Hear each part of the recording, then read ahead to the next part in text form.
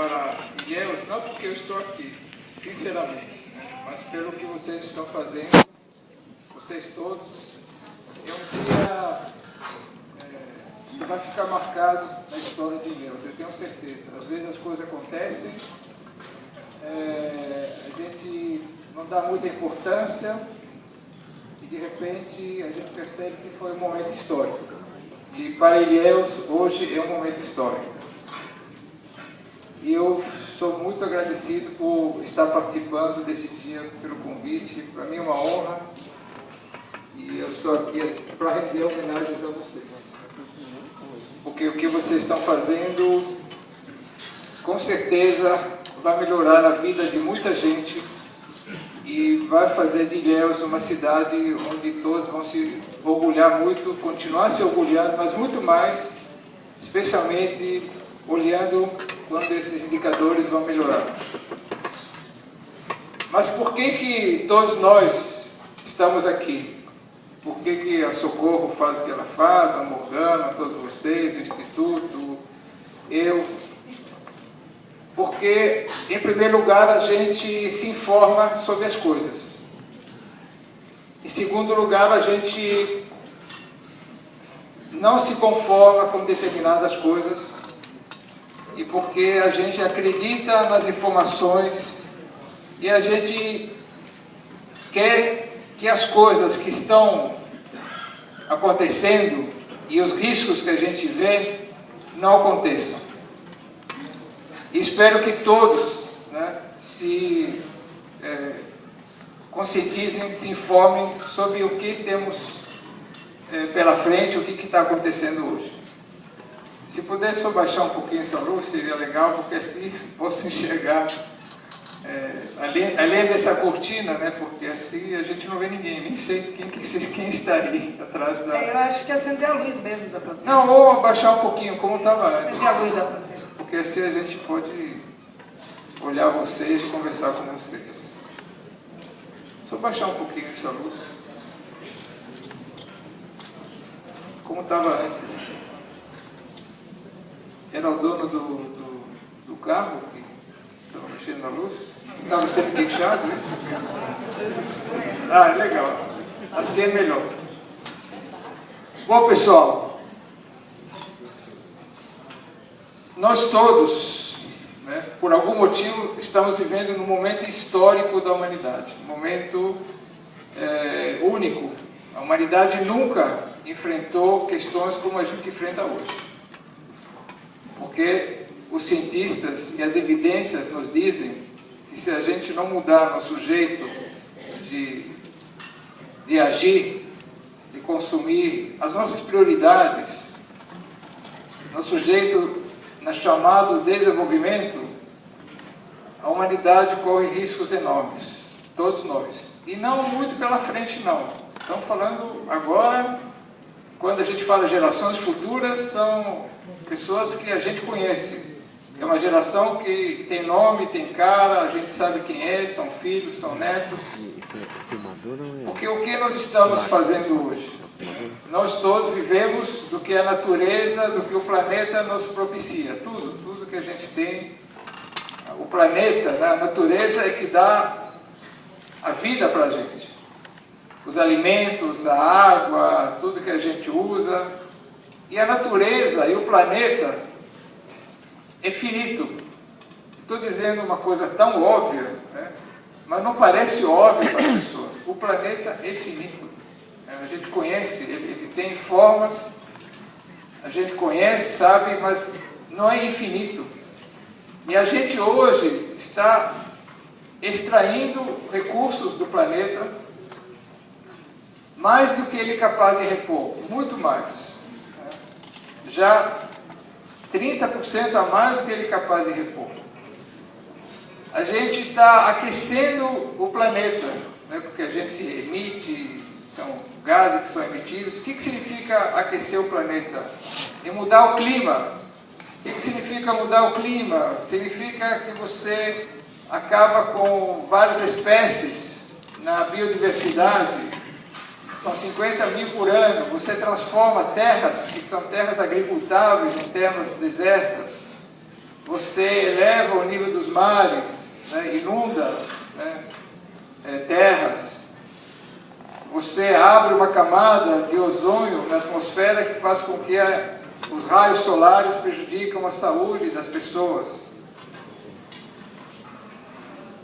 Enfim, a gente está destruindo as florestas. Mais da metade das florestas que o planeta tinha já foram destruídas e isso continua em destruição. São as florestas que oxigenam a gente, que propiciam as chuvas, que dão vida, né, para todos nós. E os cientistas, né, nos dizem que se a gente não mudar, nós corremos riscos, né, como humanidade. O planeta não, mas nós corremos riscos de extinção da espécie humana. E eles dizem também que se a gente não mudar rapidamente, todo o processo pode se tornar irreversível, como o câncer. Se você trata antes, você tem chance de cura, mas a partir de um certo momento não tem mais jeito. Mas ainda há tempo, né? Não quero deixar vocês muito preocupados, mas também não despreocupados.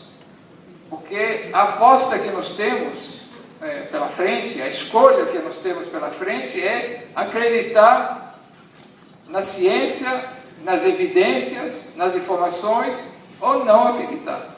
Essa é uma escolha política, como dizem, então somos todos seres políticos que fazem escolhas. E como a gente levar nosso filho no médico, o médico olha os exames, os indicadores, e diz, olha, seu filho precisa mudar várias coisas na sua vida, no seu comportamento, na forma que ele se alimenta, né, na forma que ele vive, ou ele corre risco de vida. Aí a escolha dos pais é a seguinte, bom, esse médico não entende nada, ele fala bobagem, olha meu filho, imagina se vai correr algum risco, ou levar a sério. Essa é a escolha. Né? Levar ou não levar a sério. E aí todos nós, né, que estamos aqui, é porque a gente está levando a sério. Como obrigação, né, nossa, né, com o sentido que a gente dá à nossa vida, a gente leva a sério essas informações. E aliás, se a gente olhar a história da humanidade, a história de vários países, vários povos, a gente percebe que, na realidade, a humanidade não é muito boa em prevenir as coisas. Ela age depois da porta arrombada. Até muitos de nós, na nossa vida pessoal, e, enfim, na nossa vida empresarial, na vida organizacional, mas dessa vez, né, o que nos dizem é que não vai dar para agir depois da porta arrombada. Bom, além de tudo, se vocês olharem as condições sociais hoje na humanidade, né, a gente acaba se estarrecendo. Tipo, 1.100 bilionários no mundo têm uma renda equivalente a 50% da população mais pobre da humanidade, a bilhões de pessoas. 1%, a relatora da ONU, 1% do patrimônio, 1% do patrimônio dos bilionários do mundo daria para saciar a fome dos países mais pobres, né, mais miseráveis, né, que são basicamente os países africanos. Né.